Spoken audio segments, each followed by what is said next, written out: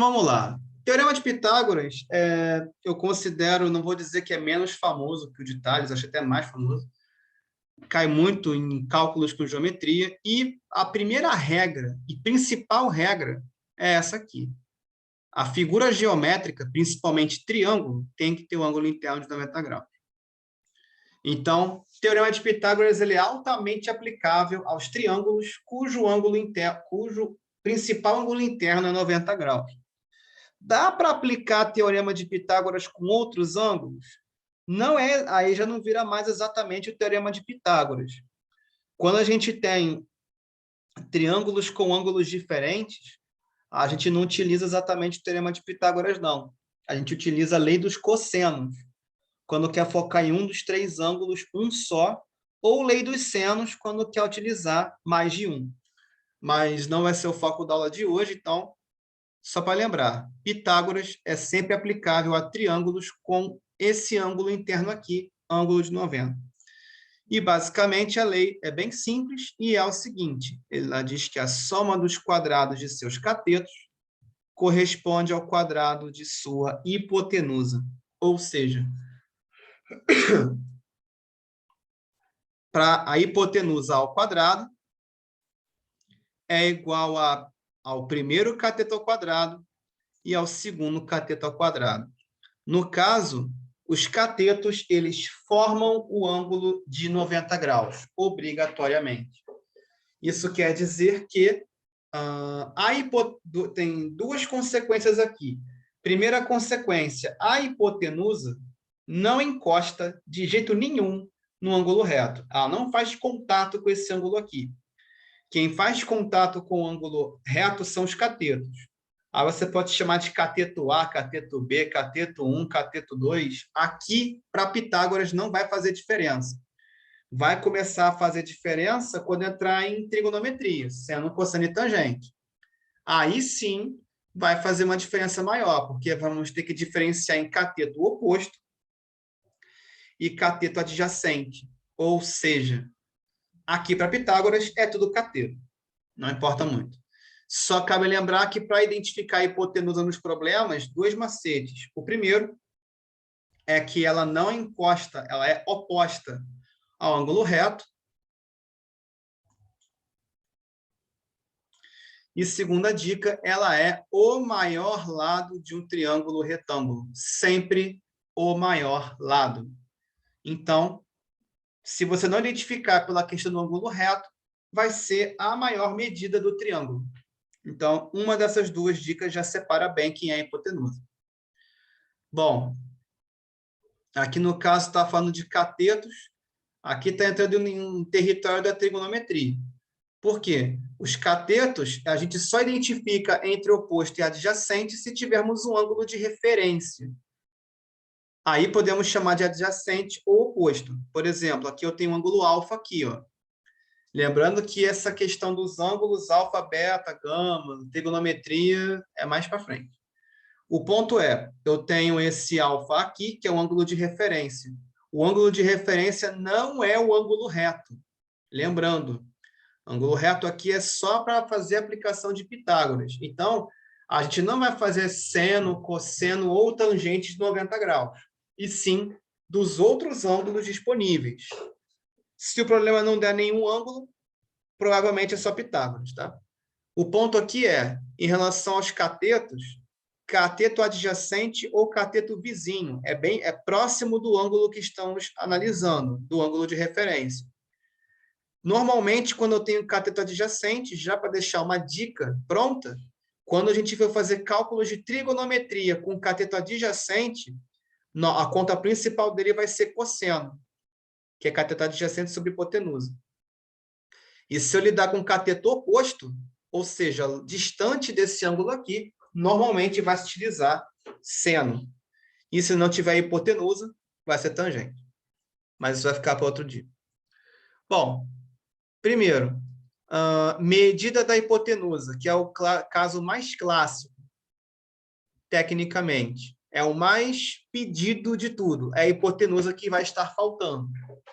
Então, se um triângulo apresenta 3 e 4 centímetros, como medida dos catetos, qual vai ser a hipotenusa? A hipotenusa já está sozinha. Então, é só fazer 4 ao quadrado mais 3 ao quadrado.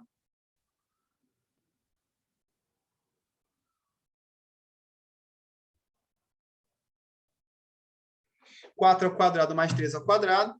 Lembrando que a potenciação vem antes da soma. Então, tem que fazer potência primeiro. Vai dar 16 mais 9, 25. Se A ao quadrado é igual a 25, quer dizer que A é raiz de 25, ou seja, 5. Apenas isso. Então, os lados desse triângulo são 3, 4 e 5. Nesse caso aqui, daria até para fazer por triângulo pitagórico. Já falo sobre isso, até aqui no artigo também. Quem já domina essa manha do triângulo pitagórico pode fazer por proporção também. Só que nesse caso aqui já é o triângulo pitagórico. Quem é o triângulo pitagórico? É o triângulo mínimo de Pitágoras. Então, você pode fazer, inclusive, essa conta aqui por semelhança de triângulo. Se você comparar com o triângulo de Pitágoras, que é qual? O triângulo que tem catetos 3 e 4 e hipotenusa 5. Exemplo 2. Calcular a medida dos catetos. Aqui no caso, esses exemplos aqui do artigo, eles estão focando em quê? Em provar que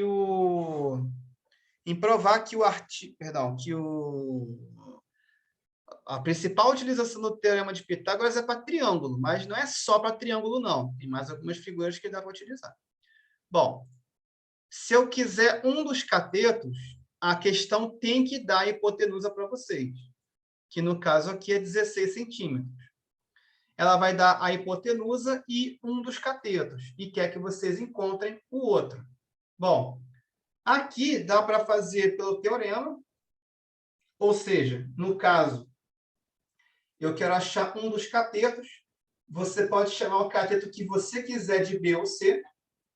A questão aqui considerou que A é a hipotenusa, B é o cateto que está faltando, e C é o cateto que você já tem.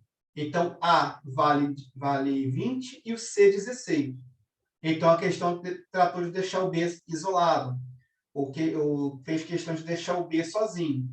Quem é o B? A ao quadrado menos C ao quadrado, basicamente. O que você vai fazer? Vai substituir. A vale 20. 20 ao quadrado são 400. C vale... o C vale 16, que ao quadrado é 256. 400 menos 256 são 144. E 144, a raiz quadrada dele é 12. Então, as medidas são 12, 16 e 20. Daria para fazer essa conta só com o triângulo de Pitágoras, com o triângulo mínimo dele. Primeiro, a hipotenusa de Pitágoras, por padrão, vale 5. Então, o valor mínimo que eu falo é valor inteiro, tá? Porque esses números aqui podem ser frações, podem ser vírgulas. Então, daqui a gente já cria um macete prático de utilização. Qual? Se os números forem números inteiros, como esses aqui, sem vírgula, aliás, números naturais, né, melhor dizendo, geometria não tem número negativo. Se os números forem naturais, como esses são aqui, a gente pode fazer semelhança de triângulo ou proporção com Pitágoras. A hipotenusa original dele vale 5. E a do problema vale 20. Se vocês forem analisar bem... Vamos lá. Se vocês forem analisar bem, eu vou fazer proporção. 20 divididos por 4 dá quanto? Por 5 dá quanto? 4, né? Para que eu estou fazendo isso? Para achar a proporção. Quer dizer que o triângulo que eu estou analisando é 4 vezes maior que o triângulo original de Pitágoras. Então, isso se confirma por quê? Aqui tem 16. 16 tem que ser 4 vezes 4. Que um dos catetos de Pitágoras vale 4. Se eu multiplicar por 4, dá 16. Ué, se eu já sei que o triângulo mínimo de Pitágoras, um dos catetos vale 3, e esse triângulo da questão é 4 vezes maior, é só fazer 4 vezes 3. 12. Olha lá, igualzinho da resposta. Então, minha dica principal para resolver o problema de cálculo de Pitágoras. Os lados que você tem do triângulo são números com vírgula ou frações, usa a fórmula de Pitágoras tradicional, normalmente. Agora, se o que você tem é número natural, é só lembrar de fazer a proporção com os lados de Pitágoras. 3 e 4 para os catetos, e a hipotenusa, se for número natural, tem que ser sempre alguém múltipla de 5, basicamente. Então, esse retângulo, esse triângulo aqui, tem lados 12, 16 e 20. Todos multiplicados por 4, comparados ao triângulo original de Pitágoras. Exemplo 3. Comprovar se um triângulo é retângulo. No caso, esse caso aqui eu vejo menos. Mas para a gente comprovar se um triângulo é retângulo, do que a gente precisa? Primeiro, um triângulo é retângulo se a aplicação do teorema de Pitágoras me gerar dois lados iguais. Então, a gente vai pegar os lados do triângulo, aplicar em Pitágoras, e se ficar o mesmo número dos dois lados, como ficou aqui, o triângulo ele é retângulo. Ou seja, é uma comprovação. Peraí, está vindo mais um. É uma comprovação com relação ao triângulo de Pitágoras.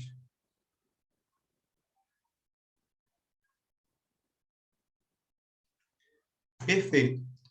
Então, vamos lá. Nesse caso aqui, a questão não vai falar para vocês quem vai ser a hipotenusa, mas vamos lembrar que a hipotenusa é o maior lado. Então, esse 13 vai ficar do lado isolado, na esquerda. 13 ao quadrado, 169. Então, 5 vai ser um cateto, 5 ao quadrado é 25, e 12 vai ser o outro cateto. 12 ao quadrado são 144. Que se eu somar também dá 169. Ou seja, se nós tivermos, basicamente, o mesmo número dos dois lados, as medidas representam um triângulo retângulo. Se der número diferente, vai ser outro tipo de triângulo, mas não vai ser esse tipo. Bom, aqui já tinha citado o triângulo pitagórico, né? Ó, quando as medidas dos lados de um triângulo retângulo são números inteiros positivos, o triângulo é chamado de triângulo pitagórico. Nesse caso aqui, ele poderia trocar o termo inteiros positivos por naturais, que é o que significa. Por que eu posso colocar número natural? Simples, porque na geometria não cabe número negativo, são medidas. Então, lado, segmento, reta, tudo isso é positivo. Área também é positivo. Mas, enfim, então, quando eu não tenho... O que isso quer dizer? Se eu não tiver fração ou não tiver número decimal, é só usar essa manha, esse triângulo terno pitagórico. O trio pitagórico, basicamente, são lados proporcionais a 3, 4 e 5. Basicamente isso. Então, o que acontece? Dá para tirar esse triângulo retângulo juntando 3 quadrados. Aqui eu tenho um quadrado com, se eu colocar cada quadradinho 1 centímetro, com 3 centímetros de base, 3 de altura. Esse quadrado em azul, 4 centímetros de base e 4 de altura. E esse aqui em laranja, 5 centímetros de base e 5 de altura. Então, se eu juntar esses três, é daqui que eu consigo tirar um triângulo retângulo. Tá? Bom, basicamente, então, a utilidade dele, lembrando que esse é o terno pitagórico principal, ou o menor possível, entre os números positivos. Tá? Então, qualquer triângulo pitagórico que a gente queira fazer com número sem estar quebrado, número positivo, tem que ser multiplicado 3, ele pode ser um número n vezes. Um momento. Prosseguindo com o raciocínio, então, o menor triângulo de Pitágoras vai ter catetos 3 e 4 e hipotenusa 5. E se eu multiplicar essas medidas por um número, 2, 3, 4, 5, 8, não importa, eu vou ter novos triângulos proporcionais a esse aqui. Então, a dica é, quando a gente tiver só número positivo, sem ter vírgula ou fração, podemos utilizar até proporção, em vez de usar a fórmula de Pitágoras diretamente. Bom, aqui o artigo também está comentando que esse é o terno ou trio principal, e existe também alguns outros ternos. O único que eu gostaria que vocês memorizassem para facilitar é esse daqui. Mas tem outros, bem famoso, 5, 12 e 13. Esse acho que é o segundo mais memorizado. Outro, 7, 24 e 25, 20, 21 e 29, e 12, 35 e 37. Acho que no máximo esse aqui, 5, 12 e 13, estourando. Além desse trio, além desse terno aqui. Desse trio aqui. Porque o resto você pode deduzir pelo teorema, pela fórmula. E a fórmula de Pitágoras não é muito grande, então é tranquilo de se fazer.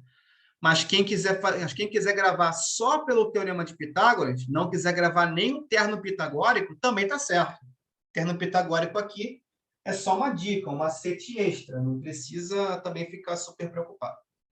Bom, aqui a gente tem uma pequena dedicatória a Pitágoras, no caso, um pequeno breve histórico.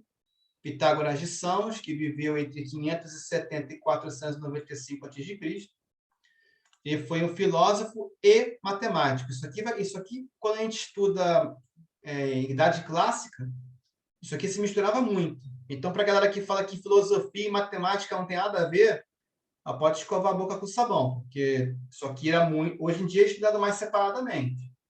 Mas a filosofia e a matemática caminharam juntas lá durante uma boa raça de tempo. Bom, no caso, ele fundou a Escola Pitagórica na sul da Itália, ou Sociedade Pitagórica. Então, havia estudos aí de matemática, astronomia e música. Sim, a música também tem matemática. Bom, no caso, as relações métricas do triângulo retângulo, que é um assunto que eu também vou abordar mais adiante, mas em outras aulas, já vieram antes de Pitágoras. Só que Pitágoras, ele conseguiu, no caso, ser o primeiro a fazer demonstração que o teorema, no caso esse da hipotenusa dos catetos, serviria para qualquer triângulo retângulo. Então, ele já pegou um conceito de relação métrica que já existia, no caso dessa matéria aqui, e aprimorou a ponto de provar que serve para qualquer triângulo, desde que ele seja retângulo. O que pode parecer pouca coisa hoje, mas nessa época aqui, estamos falando de antes de Cristo, foi bastante coisa. E hoje a gente utiliza Teorema de Pitágoras mais voltado para a geometria mesmo. Então, quando a gente tem geometria principalmente plana, envolvendo triângulos e retângulos, geometria espacial, que lida com prisma, pirâmide, paralelepípedo, cone, esfera, tudo isso daí. Qualquer figura espacial baseada em triângulo, como um tetraedro e pirâmide, pode ter, sim, Teorema de Pitágoras, e também aplicação na trigonometria. Além, é claro, da geometria analítica. O que é a geometria analítica? É o desenho de figuras geométricas, ponto, reta, plano, triângulo, dentro do plano cartesiano, dentro do eixo XY. E nas faculdades, XYZ, ou seja, em 3 dimensões. Bom, em relação à sociedade pitagórica, outras descobertas. Números irracionais, ou seja, aqueles números que não têm raiz exata, propriedades dos números inteiros, positivo e negativo, além do MMC e MDC. Muito do que a gente aprende vem nessa época. Bom, aqui, o artigo até tem um vídeo aqui sobre demonstrações do Teorema de Pitágoras. Vou deixar esse link, esse do artigo, que vai ter esse do vídeo para vocês darem uma olhada mais tarde, tá? Para a gente poder passar para alguns exercícios de aplicação. Então, como vocês podem ver, não é difícil o Teorema de Pitágoras. Eu quis só fazer uma abordagem um pouco maior. E daqui a pouco, exercício. Então, primeira questão. A soma dos quadrados de 3 lados de um triângulo retângulo é igual a 32. Quanto mede a hipotenusa desse triângulo? Nesse caso aqui, ele está falando que se eu pegar os 3 lados ao mesmo tempo ao quadrado, são 32. Então, A ao quadrado mais B ao quadrado mais C ao quadrado é igual a 32. Só que isso quer dizer que eu tenho que aplicar isso em Pitágoras. Só que Pitágoras diz o quê? Que A ao quadrado é igual a B ao quadrado mais C ao quadrado. Então, se eu tenho 32 e eu tenho que dividir 32 entre os dois lados da equação, isso quer dizer que B ao quadrado mais C ao quadrado é metade de 32, 16. E o A ao quadrado sozinho também é 16. Então, se A ao quadrado é igual a 16, automaticamente A só pode ser 4. E é exatamente isso que ele quer, medir a hipotenusa do triângulo. Então, aqui vai ser letra P de bola. Bora para 2. Questão do Enem. Muito bem. Na questão 2, nós temos aqui uma espécie de escada. Nós temos uma escada com 5 degraus, medindo 24 centímetros cada um. A altura dessa escada aqui é de 90 centímetros, que pode ser replicada para cá. E aí, no caso, a questão quer saber o comprimento total do corrimão, que é esse comprimento aqui. Bom, no caso aqui a gente tem o seguinte, aqui todos os números têm vírgula, caso vocês já não tenham visto. Então, se todos os números aqui têm vírgula, significam o quê? Significam que eles não vão... Isso aqui não dá para resolver pelo termo pitagórico original, por proporção. Eu tenho que usar o teorema de Pitágoras mesmo. Então, os catetos do triângulo retângulo também podem ser chamados de base e altura. A base do triângulo retângulo tem 5 segmentos de 24 centímetros. 5 vezes 24 são 120. Então, aqui eu tenho 120 centímetros. Estou estranhando essa medida aqui, está toda quebrada. Porque aqui eu tenho 120 centímetros e aqui eu tenho 90. Então, seria a raiz da soma dessas duas. Mas não vai dar isso tudo aqui de... Tá. Deixa eu dar uma olhada nisso. O que acontece aqui, então, é que ele quer o comprimento total do corrimão. Só que tem que tomar um cuidado, porque precisamos somar esse primeiro pedaço do corrimão, que é horizontal, e esse último aqui. Então, ao corrimão, temos que somar o resultado dessa hipotenusa, que é a diagonal do corrimão, com mais 60 centímetros, porque tem 2 segmentos de 30. Nesse caso aqui, a altura do triângulo é 90 e a base é 120. Então, daria para fazer ou por teorema de Pitágoras, desse jeito aqui, 90 ao quadrado, 8.100, 120 ao quadrado, 14.400, queria dar 22.500. E a primeira dica, sempre que o número terminar com 2 zeros, significa que ele é múltiplo de 100. Então, sempre que o número terminar com 2 zeros, é só fazer raiz de 100, que é 10. Vai terminar com 0 só. E a raiz de 225 são 15. E 15 vezes 10, 150. E daria para fazer por termo pitagórico também. Só que, nesse caso, tem que tomar o cuidado de converter para metros no final, que aqui está sendo tudo em centímetro. Nesse caso aqui, é só lembrar que 90 é 30 vezes 3 e 120 são 30 vezes 4. Então, o próximo lado tem que ser 30 vezes 5. 150. Só que, no caso, ele quer o total do corrimão. Então, eu tenho que somar esse 150 com os 60 centímetros que eu mencionei anteriormente. Então, vai ser 210 centímetros, ou em metros, 2,1. Letra B, nesse caso aqui. E essa 3, Está tendo uma questão de UERJ aqui, e uma mistura um pouco incomum de trigonometria com poesia. E aqui, no caso, muito bem. Aqui diz, as folhas tantas de um livro de matemática. Um quociente apaixonou-se um dia doidamente por uma incógnita. Olhou-a com seu olhar inumerável e viu-a do ápice à base uma figura ímpar. Olhos romboides, boca trapezoide, corpo retangular, seios esferoides. Fez da sua uma vida paralela à dela, até que se encontraram no infinito. Quem és tu? Indagou ele em ânsia radical. Sou a soma dos quadrados dos catetos, mas pode me chamar de hipotenusa. Milor Fernandes, 30 anos de mim mesmo. Bom, uma parte matemática aqui que eu poderia fazer uma ponderação é que quando você fala de vida paralela, em termos de retas paralelas, aqui tem, entre aspas, um erro, que reta paralela nunca se encontra. Então, retas que se encontram no infinito normalmente são retas concorrentes, né? Ou transversais, pode acontecer isso. Mas, tirando isso, bom, aqui diz que a incógnita se enganou ao dizer quem era. Para atender ao teorema de Pitágoras, deveria dar o seguinte, ou dizer o seguinte. Bom, me parece a letra A, né? Porque aqui ele diz, sou a soma dos quadrados dos catetos, mas pode me chamar de hipotenusa. O erro está no final.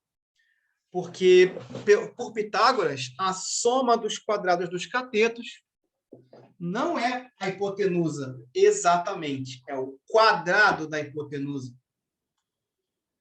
Ou hipotenusa ao quadrado. Então, isso quer dizer que esse é o erro. Faltou incluir essa palavra aqui no poema, letra A. Bom, então, é isso, e daqui a pouco teremos exercícios. Então, para essa gravação aqui, fechou.